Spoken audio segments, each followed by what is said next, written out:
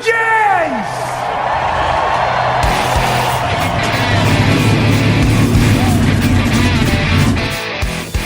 Hit the pace car! What for? Because you hit every other damn thing out there. I want you to be perfect. When I'm driving, I got a guy on the radio who talks to me. It's him. He talks to me. Well, I wanna be a race car driver. Pretty girls eating from my hand, yeah. Wanna live a life of fun and danger. No sweat working for the man, alright.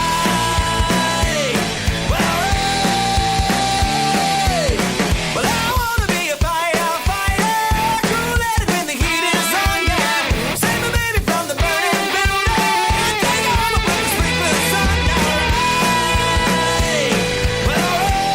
No, he didn't slam you, he didn't bump you, he didn't nudge you. He rubbed you. And rubbing, son, is racing. Hey race fans, welcome to the Hoobazoo Radio Network and welcome to Drafting the Circuits. My name is Frank Santoroski. I'll be your host for the next hour as we go over the week in racing.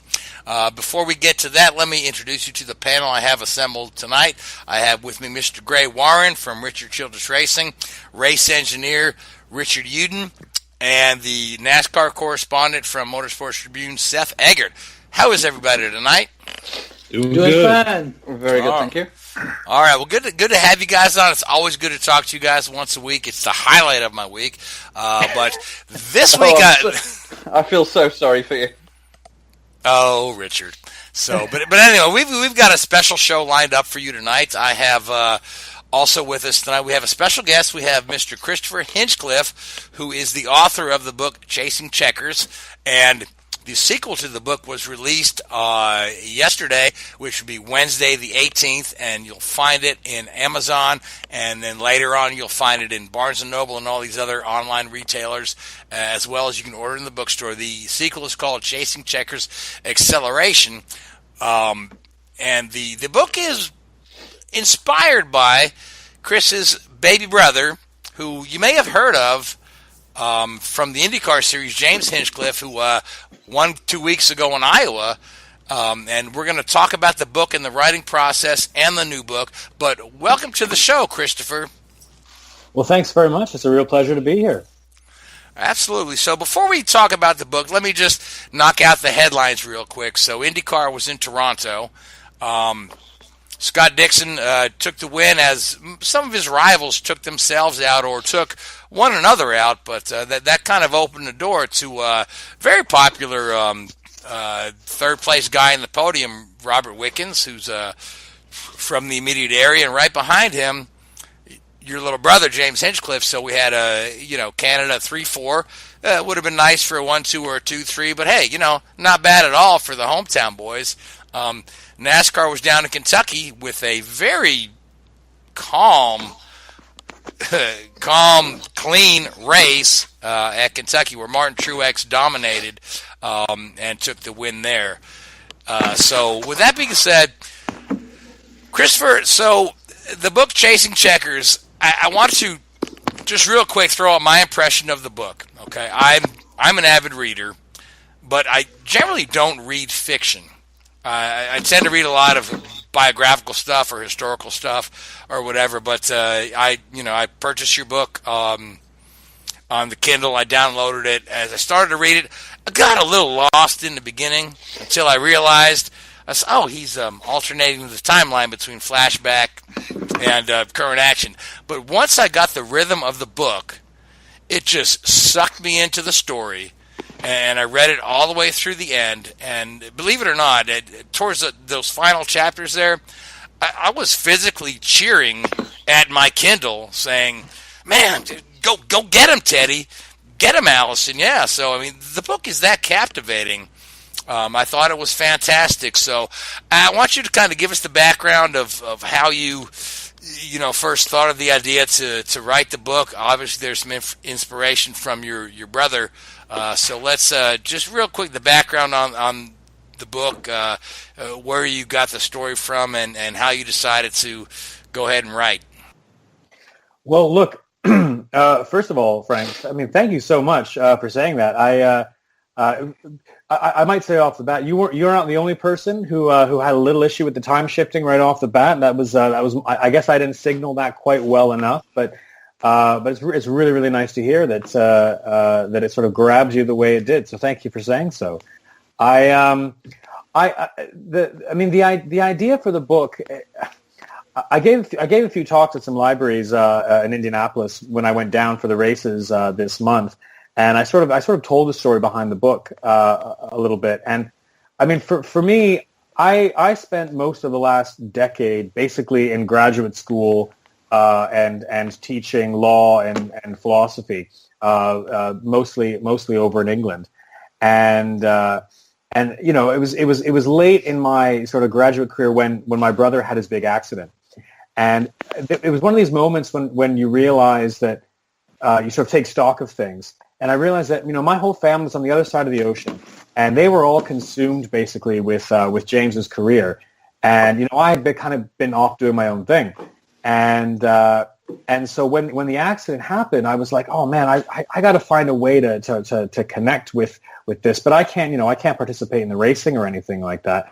But James has this great story. And all the drivers have these great stories that a lot of people don't see because they just, you know, they focus on the racing or the drama with, you know, getting contracts and whatever. But to me, what I know is I know the kid.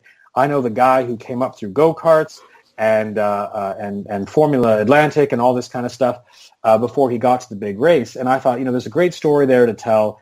You know, I had a break between teaching and writing and stuff, and I thought, oh, I'm gonna give this a shot. And that's sort of where the book came from.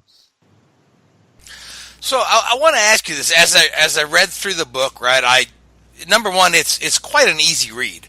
The technical jargon is to a minimum. The length is not epic, but the main characters are teenagers, right? And you've done a great job of, you know, kind of capturing how those teenage boys, when they get together, are goofy and whatnot, and not sure how to act when a pretty girl walks by and whatnot. And as I was reading all this, I'm thinking, you know, this story would really appeal to young readers, you know, and if we know anything from, you know, Harry Potter and Percy Jackson, that the young reader market is huge. Is there anything sales data wise that kind of tells you who's buying the book, and have you captured this market? You know, I mean, I made a conscious effort to you know, make it accessible to sort of as wide a range as possible, because I knew initially that you know, being a first-time author, I was basically looking at people who were going to be attracted to it primarily because of the racing connection or the James connection. You know, I had designs to capture a wider audience, and the surprising thing to me was that it's actually all ages. I mean, I get people, I get you know, parents and, you know, who read it with their kids emailing me, and then I get, you know, 65-year-olds who like to watch the races at home, and they get it, and the people who come up at the signings at the races, it really just runs the full range. It would be hard for me to say, you know, which demographic is sort of gravitating it towards it the strongest, which in a way is you know, it's really a nice thing to learn. But one of the things I learned subsequent to writing the book was a little bit more about sort of the struggles the IndyCar is having in a way of growing as a spectator sport. And, you know, I have these great pie in the sky kind of dreams of, well, you know, maybe if we can get this book to people who are readers but not necessarily race fans, maybe we can turn some of them into race fans too. I don't know, but yeah, no, it's sort of run the whole range.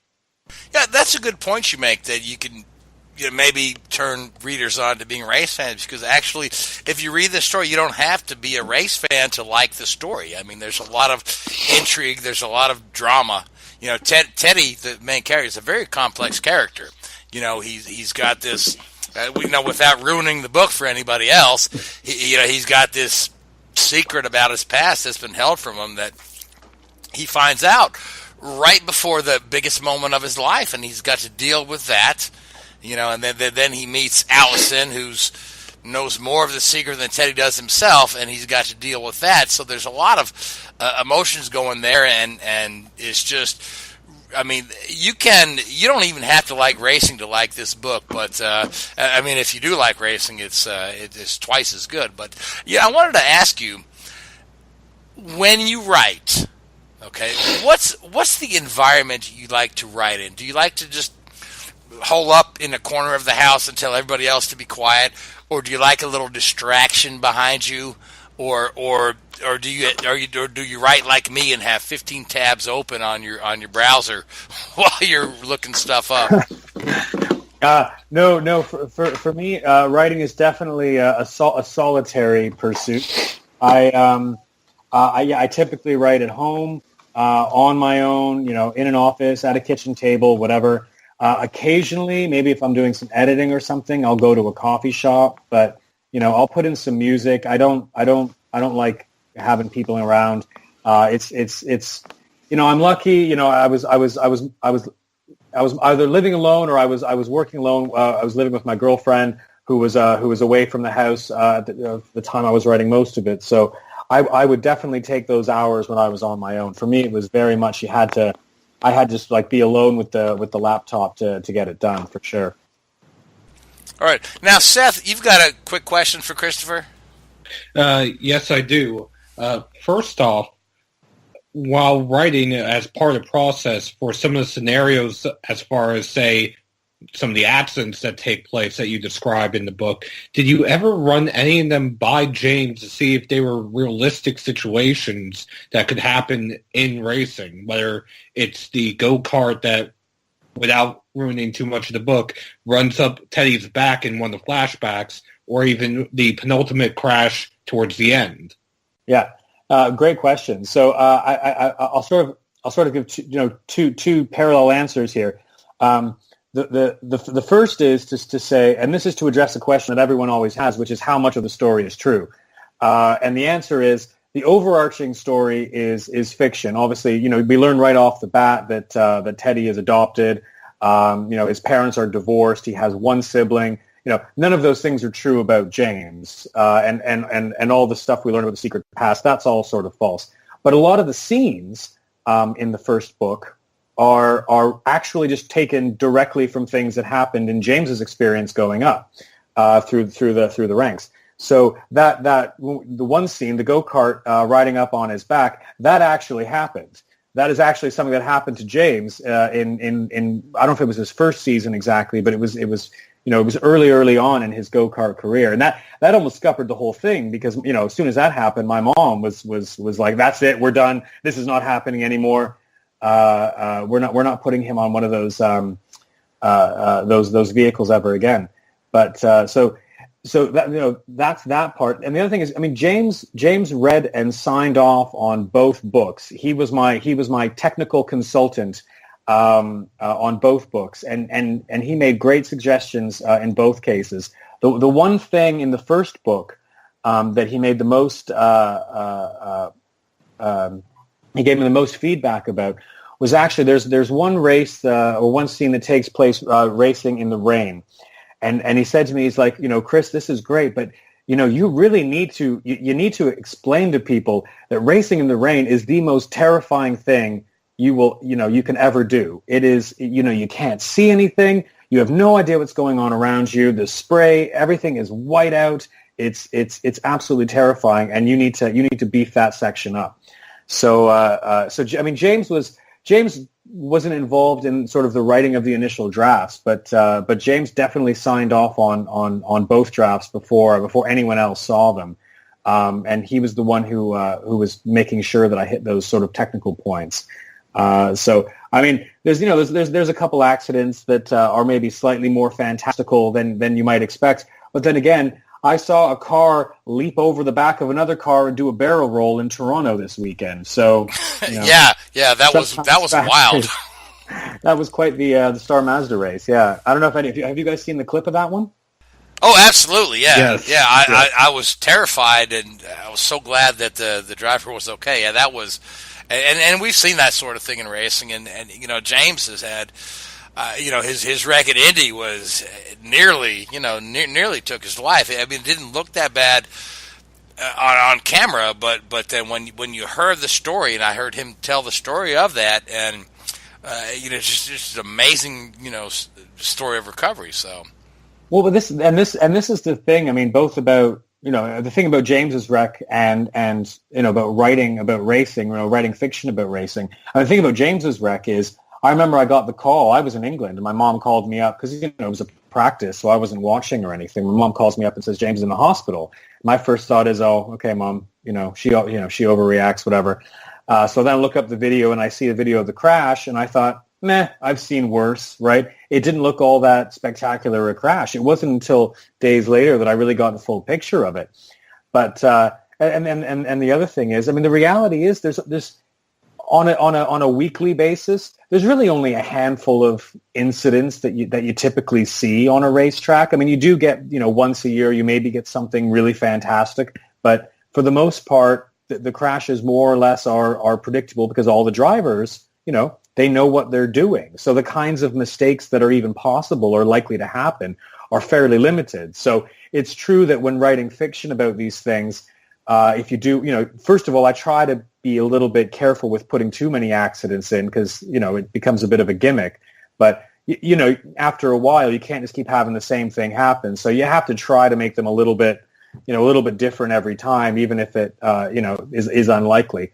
The nice thing is in both of these books, these are still fairly young drivers that we're dealing with. So, the possibility of them making more dramatic mistakes leading to more dramatic incidents, in my opinion anyway, is a little more believable. Absolutely, yeah.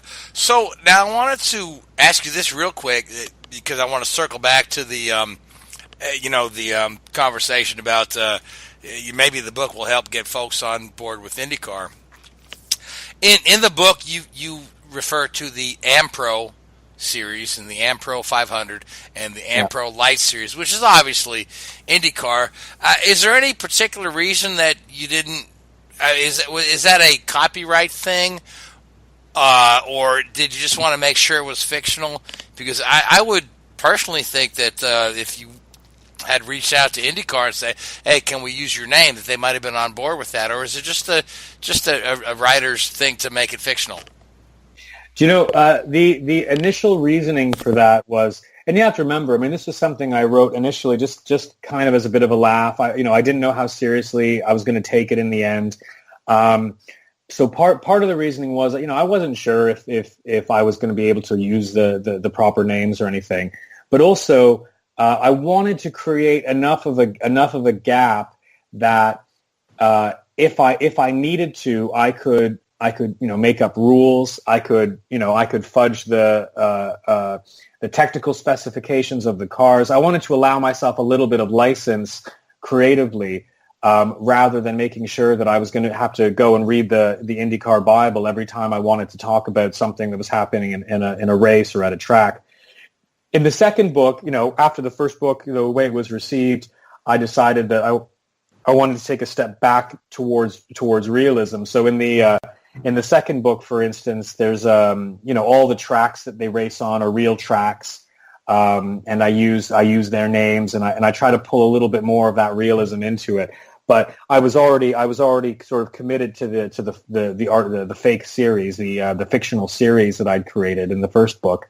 So I'm hoping there's a bit of a balance there. But honestly, it was just to allow myself the freedom to sort of make things up without having to call up the race stewards to make sure I wasn't getting involved in an incident.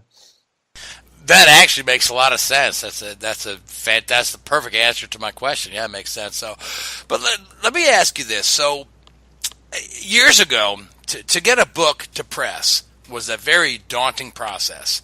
Yeah, you had to commit to so many copies of a hard copy before they would even let you do a paperback, and then they would put this clause in your contract that if the books don't sell, you have to buy them back.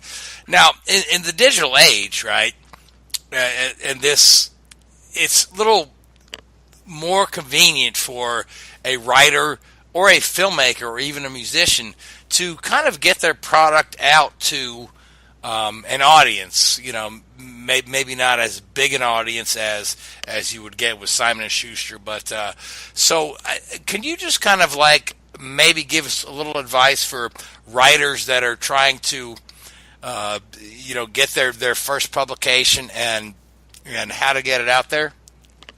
Absolutely. No, I mean the decision for me to publish independently was it was really a no-brainer. I mean, to go through the traditional publishing process, which is still quite arduous and still worthwhile, depending on what you're looking for. It didn't make sense for me because I knew that initially I was going to be marketing to an audience that I kind of already had access to, through social media and stuff with James and everything like that. And, my expectations were very, very minimal. I wasn't trying to, write the next, Harry Potter or anything like that. So for me, it was, I'm going to write something and put it out there. So I was very lucky, and not every author is going to have that going in. So you really have to clarify for yourself what your goals are. If you're looking for if you're writing a literary novel, let's say, and you want to be reviewed by the big reviewers and in the journals and all that kind of stuff, you really have to go the traditional publishing route, and that involves finding an agent first, and that agent is going to connect you with a publisher, and you're going to get rejected for 2, 3, 4 years probably before you finally get a deal, and then maybe it won't go anywhere. And even then, you're probably going to have to do tons of self-promotion. If you want to go the other route, and this is true if you're doing genre fiction, maybe you like to write mystery novels, or you like science fiction, adventure novels, or something like that, right now is a great time to be writing that kind of stuff because of the way you can now put your work out there. You could, you publish it with Amazon or any of these other web-based companies that will help you distribute it. Getting it actually sort of ready to print, or if it's an ebook, you can just start with an ebook. Lots of people, I mean, the electronic book market is growing every year. You don't even need to worry about print costs and things like that. But the key is, you can't just think of yourself as an author if you're going to go that route. You have to be prepared to be a marketer as well. Now, again, in my case, I had a bit of an advantage because I already had some help. I had some help from my brother. But I in the last, especially leading up to the second book, you have to look into the ways you invest in advertising with Facebook or with Amazon. But there's so many resources out there online now to help you with that. I mean, if you want to give it a shot, I mean, I really do think now is a great time for people to do it. I mean, and that's kind of a short, superficial answer. I mean, there's all kinds of details you could go into, and anyone is very welcome to send me an email, and I can tell them what I know and point them in the right direction. But these days, so many great editors are working freelance, cover designers. There's all the resources that a major publishing company has. An indie author has access to now. And as long as you take the right steps and you treat yourself as a publisher and you take your own book seriously, there's no reason you can't make a great novel. And with a bit of luck and a bit of marketing, there's no reason you can't have a huge success on your hands as well. But at the end of the day, if you're going to write, you're going to put it out there. You have to do it because you enjoy doing it. You can't expect success. You can't bank on it or anything like that. Because along with the ease of publishing comes the proliferation of authors who are out there playing the same game. So it's more competitive now than ever on the indie market, to the point where it's competitive to sell the books that you put out yourself, or it's competitive to get that publishing deal that everyone wants. So either way, you're kind of in it now. There was maybe a period a couple years ago when, the indie market was a little bit smaller and there was a bit more of a Wild West. Maybe the chances were a bit better, but nowadays you really just, it's kind of a gamble either way. So you just have to be clear on what your goals are, I think. That's great advice. Just be clear with your goals. I like that. So I want to ask you about my favorite quote in the book. Okay.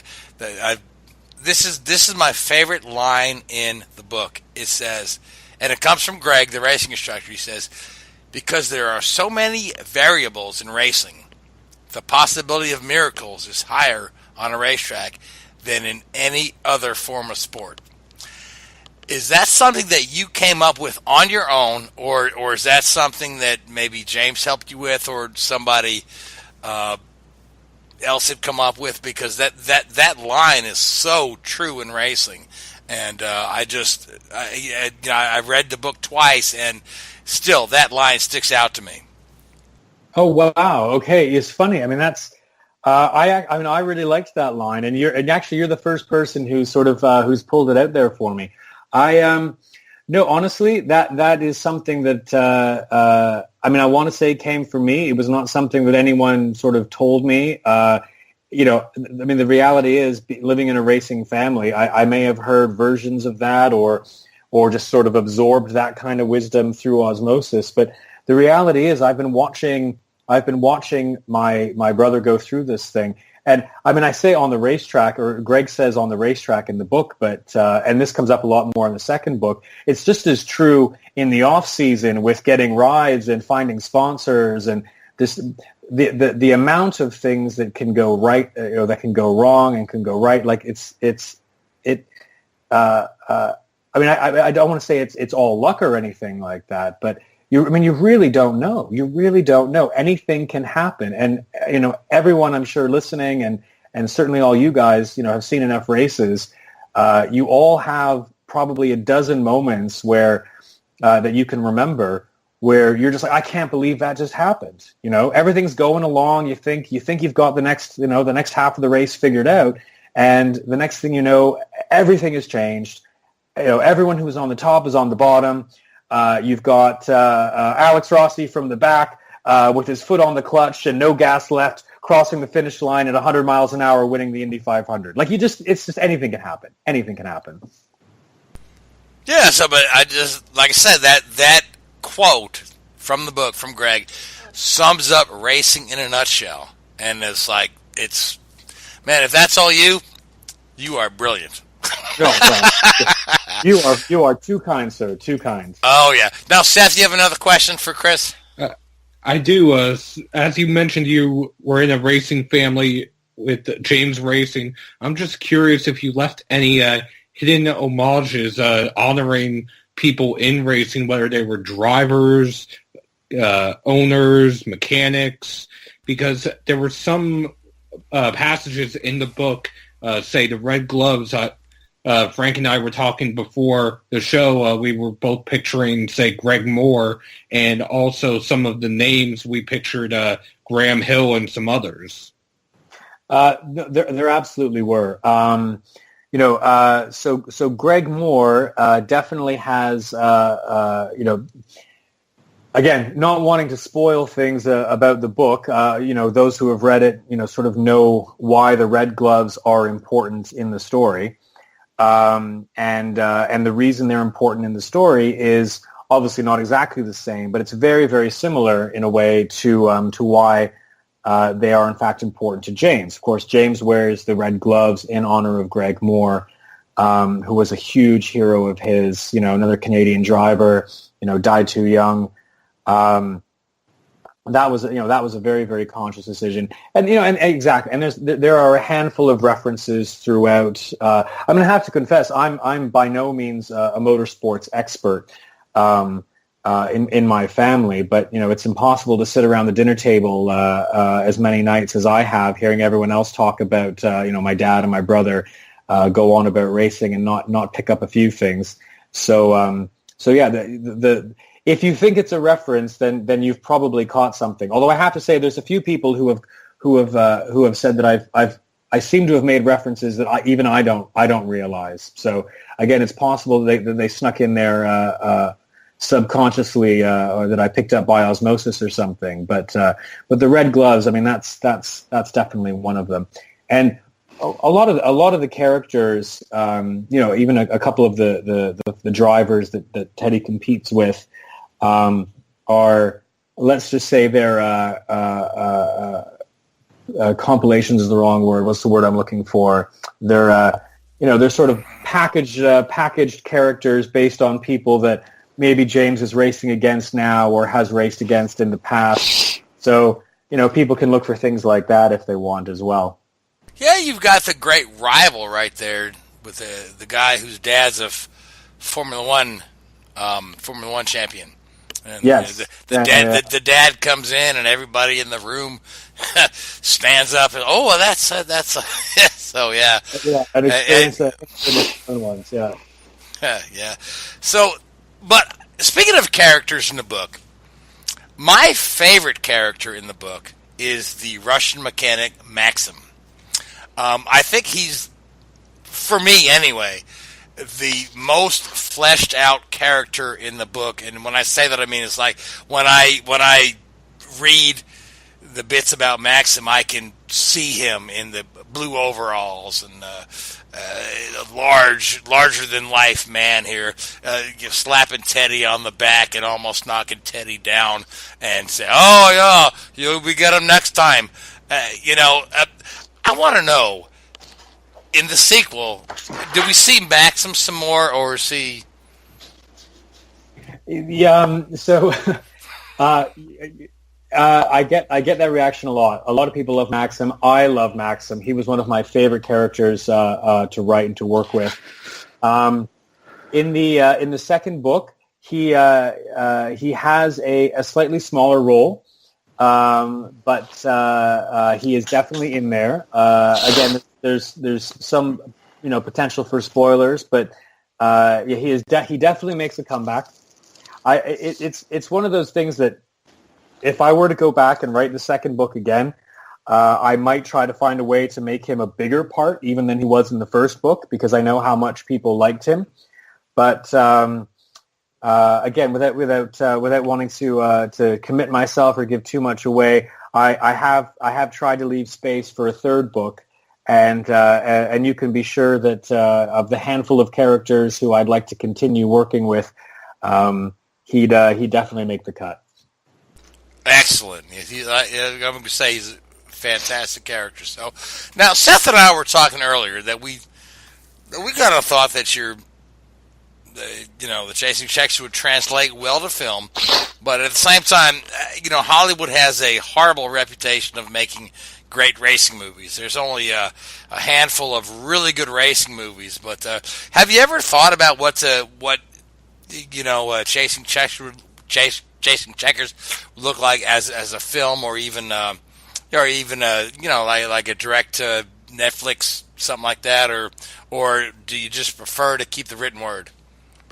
No, I would listen. I would actually love to see what someone would do with this on the screen. And I've mentioned it. I have a couple of friends who work in that industry, and we've sort of thrown back ideas about how to maybe float that possibility to people around there. I mean, the one thing that maybe Chasing Checkers or a story, based on that book kind of has going for it is that, most racing movies, are centered around, professional drivers that are already there. It's either it's a redemption story or it's a big championship. They're all pros. They're very adult. I think that, having something with a bit more of a teen drama kind of side might be easier to put into a film that could appeal to a wider audience. I mean, it's like you said, I mean, I tried to make the story not entirely focused about racing, but also about what it's like to be a racer or someone trying to be a racer. So it's like the characters, or at least the character of Teddy, I mean, he's not yet a professional racer. It's not yet his whole life. And so in that sense, it might translate well into a film. It's really a story about a young man who wants to be a driver. It's not a story about a driver who's trying to win a championship, or who's trying to prove himself against a better driver or something like that. So that's my I don't know. That's my thought. But I'd love to see it. I'd love to see it on screen. Why not? Why not? Yeah, and the funny thing is, right now that we were talking about the book industry is a little more open to with other avenues. So is the film industry, because you've got all these I have a daughter who's 13, and she will watch anything that's a Netflix original series.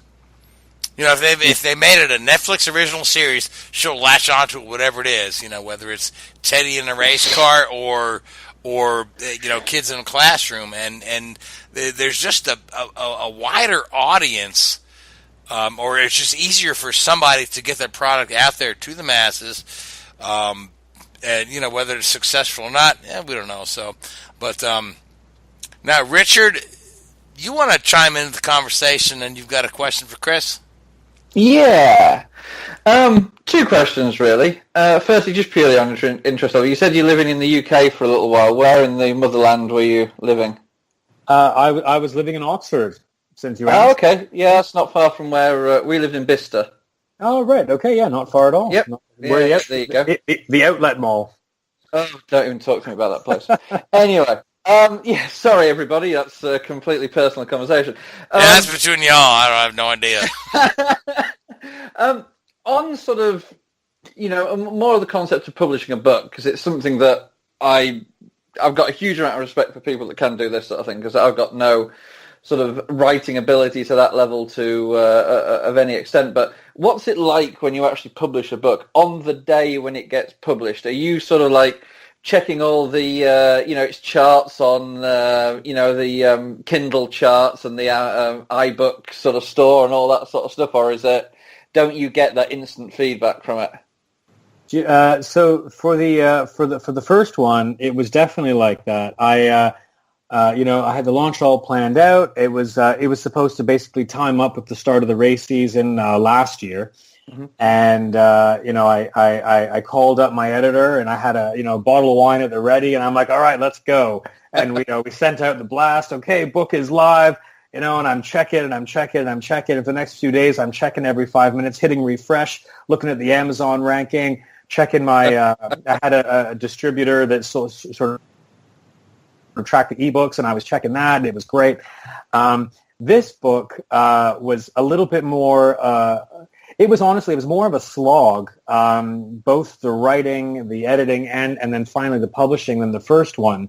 And, at today, I guess yesterday for the listeners, but, when I was finally announcing that the book was live, I sent an email to my mail list. I'm like, okay, guys, the book's up. I'm going to bed. That was literally it, and I swear if it weren't for my appointment with you guys, I would be probably half in the bag and or passed out on the sofa by now. And I'll check in with the numbers next week because I just it's. I mean, I'm still excited. Don't get me wrong. Yeah. But it's been a very different experience the second time, I have to say. I guess it's like parents when they have the first child. Every time it cries, they're checking up on it, and then the second child, they're like, "Nah, it's fine." You're speaking to a second child, a middle child, right here. So you're tapping into my deepest insecurities. Well, excellent. Well, good luck with it anyway. I hope it's a big success. Oh, thanks so much. All right, so Chris, now James had raced all these go-karts and stuff when you were his older brother. Did you ever, hop into one of his go-karts or race cars just to run around the track, or have you ever tried any racing on your own? Or the story I tell of this was, I was born. I'm in a racing family, and by that I mean, my father was super into racing. He's from Leeds. Shout out another UK reference. He came over in the 70s. But he was always into racing, and so that was his hobby, and so he tried to get his boys involved. We have a sister as well, and she was sort of interested in it, but she kind of did her own thing. She was more into horses and stuff. But initially, I was very happy to go to the track and go to car shows and stuff. As much because it was like the boys hanging out doing the boys thing. But when he was in his, when he was in his 40s or something, he started racing. My dad, that is, started racing in this sort of vintage British sports car league. This weekend warriors thing, which again is sort of referenced in the book. and it was at one of these races that someone else that my dad was racing with planted the seed in our minds to get James into driving go-karts. And James just kind of like lit up, right? It was like throwing a match on a pile of hay soaked in gasoline.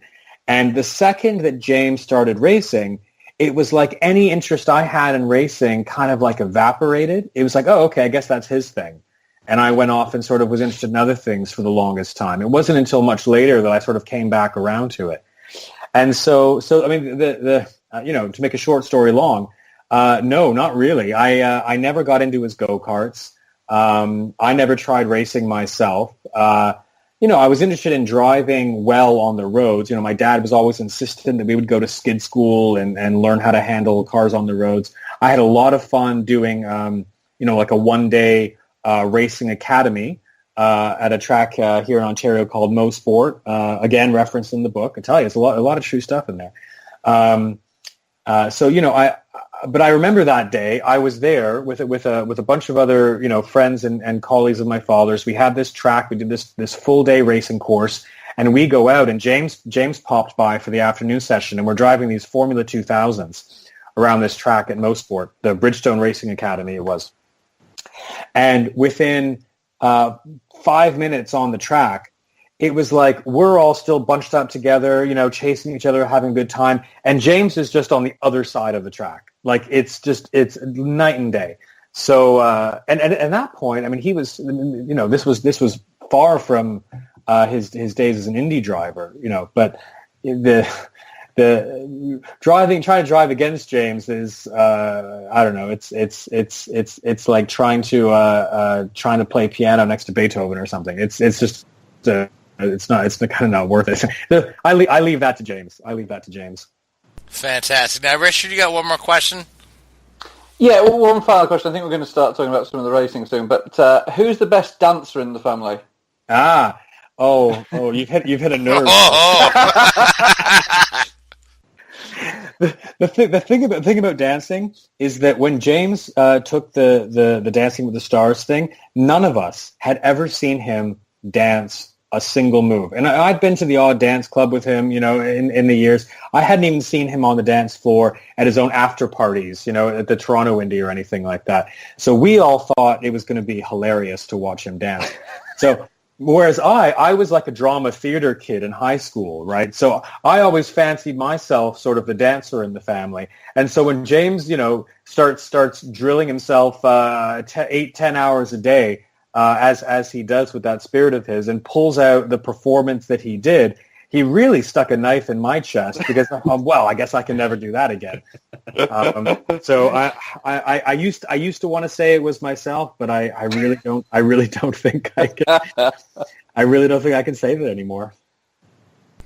All right, Chris, I wish you the best with the new book. I can't wait to read the new book myself. Like I say, I've got it downloaded in my Kindle. Going to start reading it tomorrow.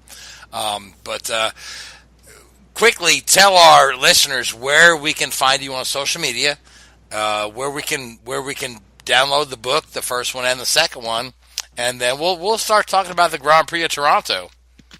Great. Well, you can find me Facebook, Twitter, Instagram. My handle on all of those is CM Hinchcliffe, spelled just like James's name, so it's not too hard.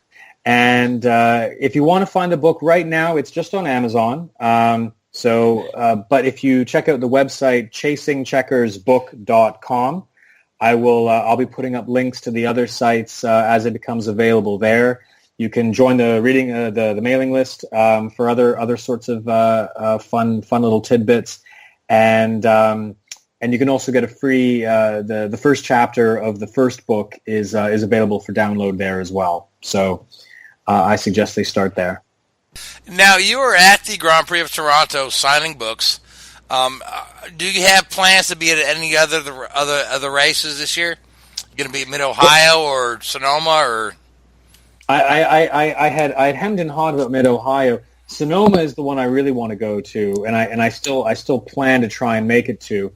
Not least because as you mentioned, it may first of all it's a great track. It's a lovely place to visit, and now it may be the last time they do it there. So I'm really hoping to make it to Sonoma. Otherwise, next year Toronto. Obviously, I do my best to make it down to Indy for the month of May.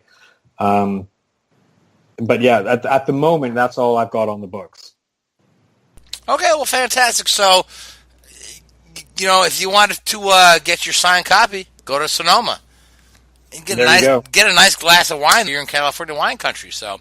But actually, I will. Sorry, if I can just add a quick addendum to that. The signed copies can now not yet, but they will be available probably through the Indianapolis Motor Speedway store.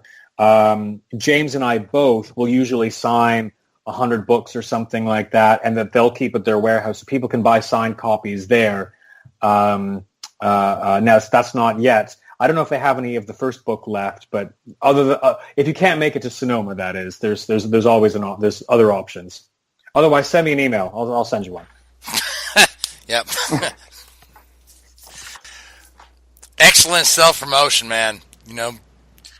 Christopher, you are a genius. So, but you spent your weekend at the Grand Prix of Toronto, where we saw James finish fourth. His teammate Wickens finished third. But man, it was an exciting race. Other than Dixon getting out front and just killing everybody else, but there's a lot of bumping and banging. There's like a lot of NASCAR stuff going on in the IndyCar race. At the same time, the NASCAR race, we saw a really clean and kind of static race. So, but this Grand Prix of Toronto was a really fantastic race.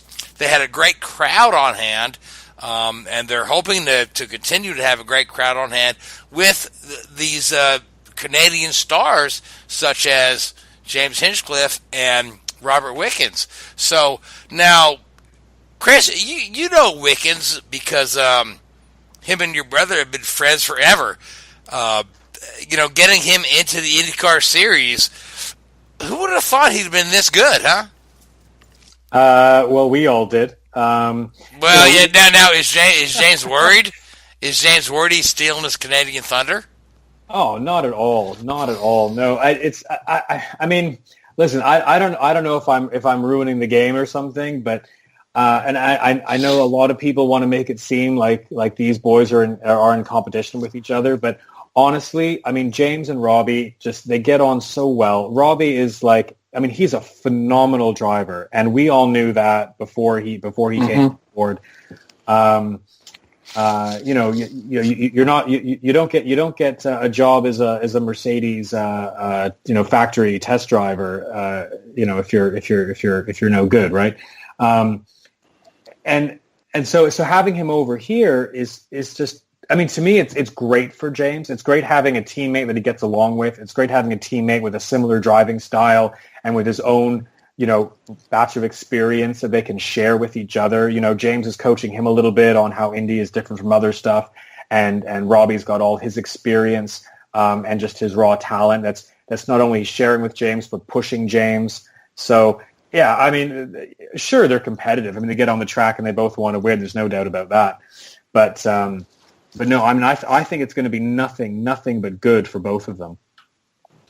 I agree. If you got two teammates who are willing to share information and to push one another to be better, I mean, what better thing you have? It's like we saw James win in Iowa. A little bit of a surprise, but there he was right at the end where he needed to be. And Robbie has been. See, I've never called him Robbie till you did. No, I picked up on it, Chris.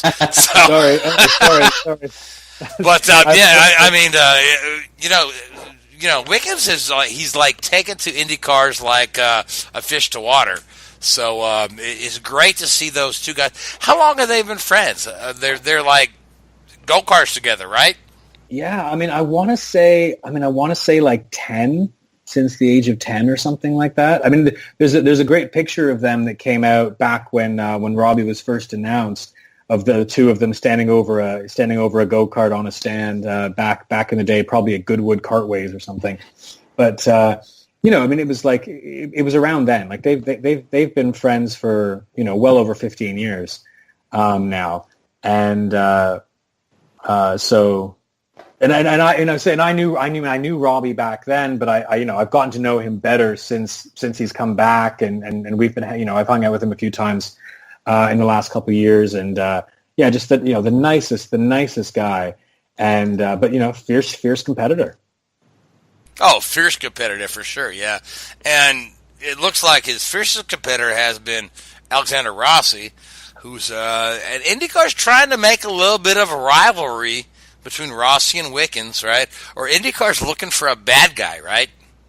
So IndyCar needs a bad guy. Does IndyCar need a bad guy, Gray? Gray, you've been quiet all night. Gray, does IndyCar need a bad guy?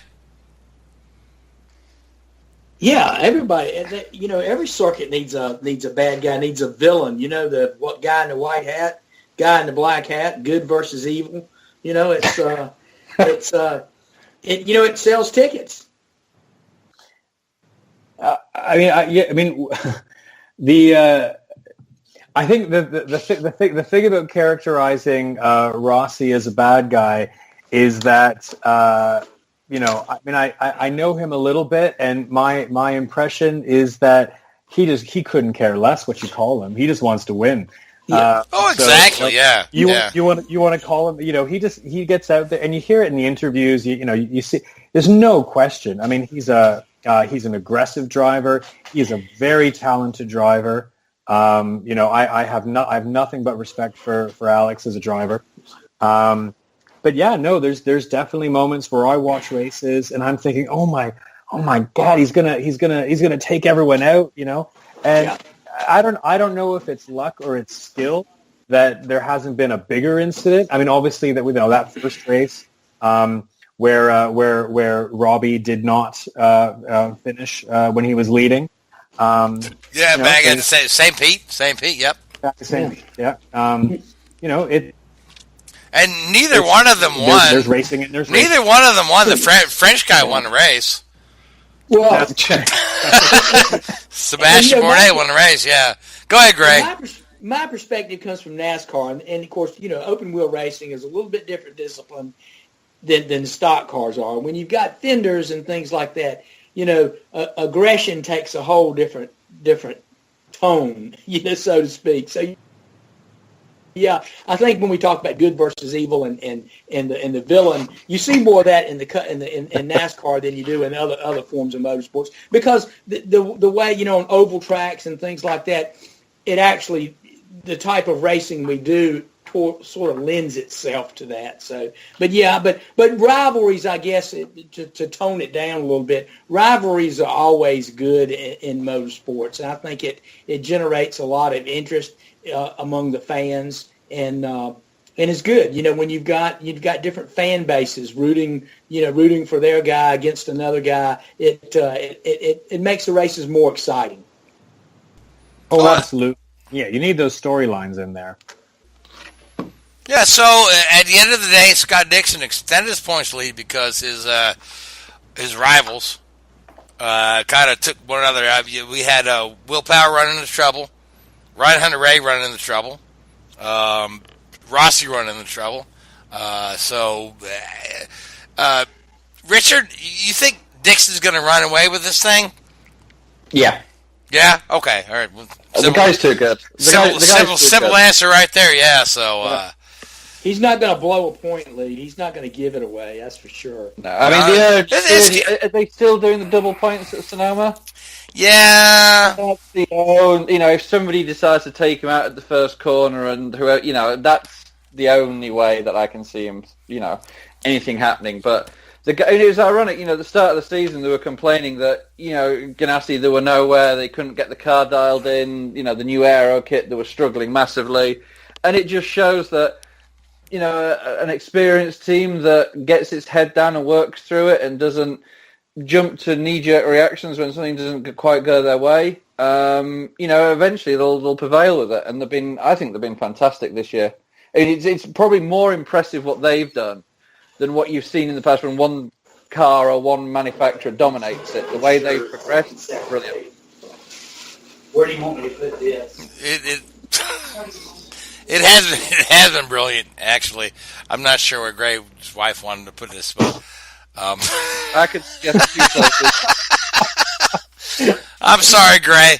But yeah, so yeah, I mean, Dixon is about running away with this thing, but as long as we've watched IndyCar racing, we know that Dixon is the guy that'll jump up and steal it from you when you think you have it in your hand. Ask Will Power, ask Montoya, ask Castroneves.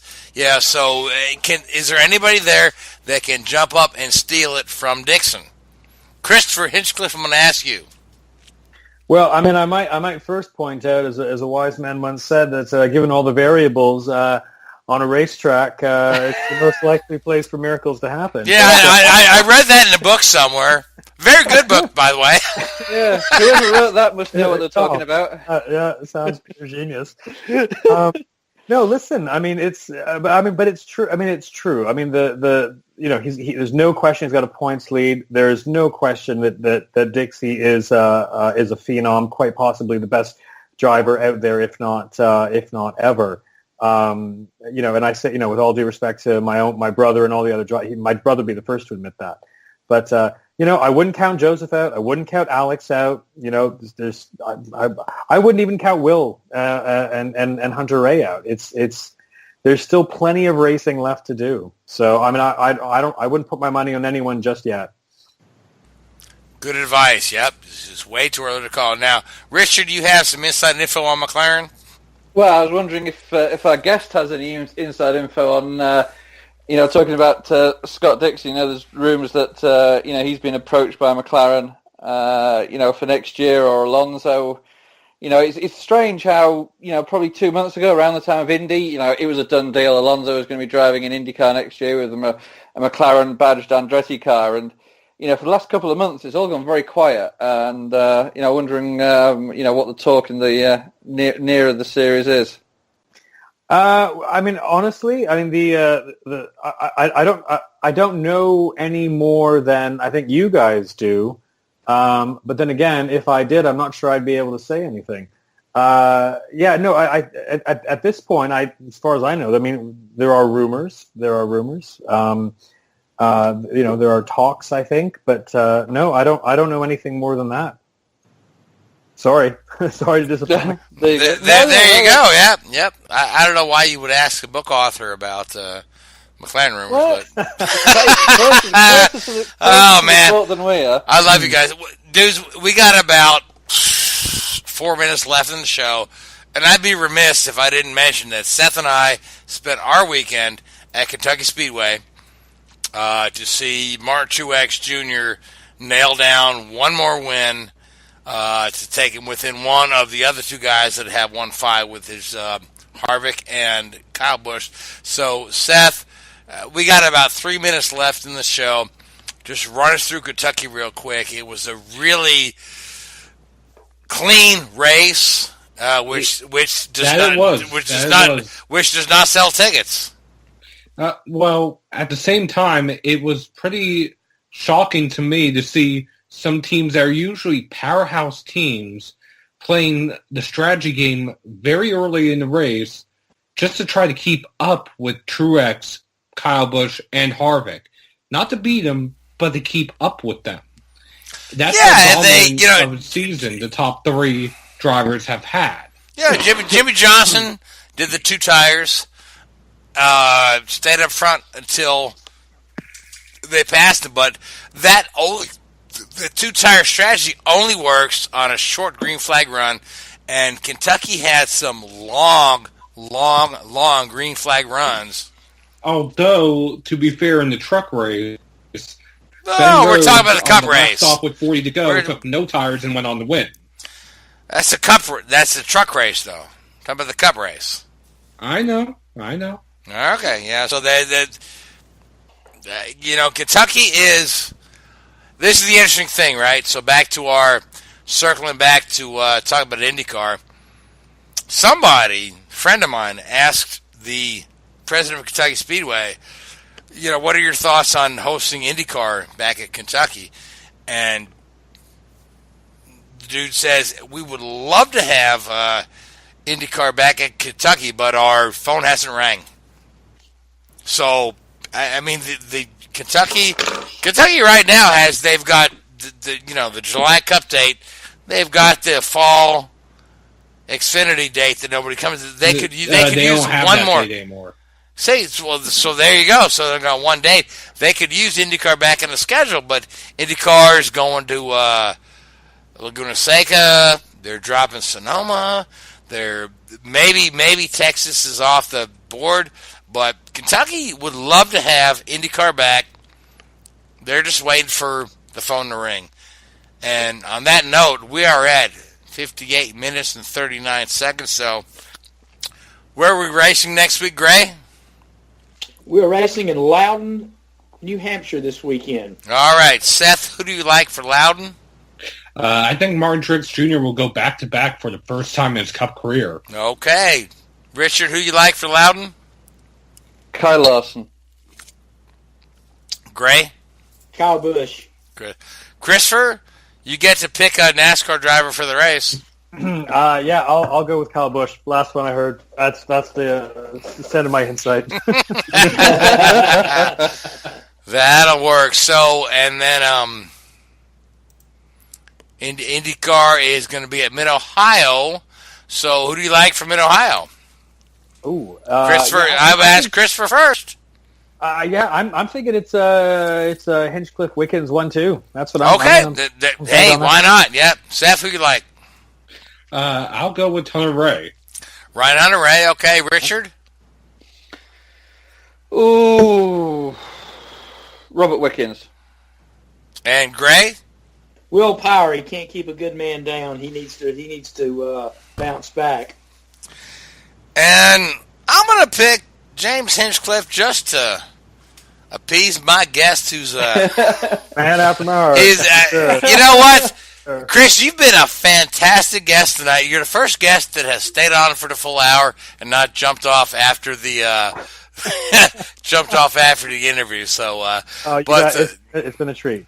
It's, you know what, you have been a treat. You absolutely have. So, but we are out of time. I want to thank you, Gray, Seth, Richard. I want to thank everybody that listens in.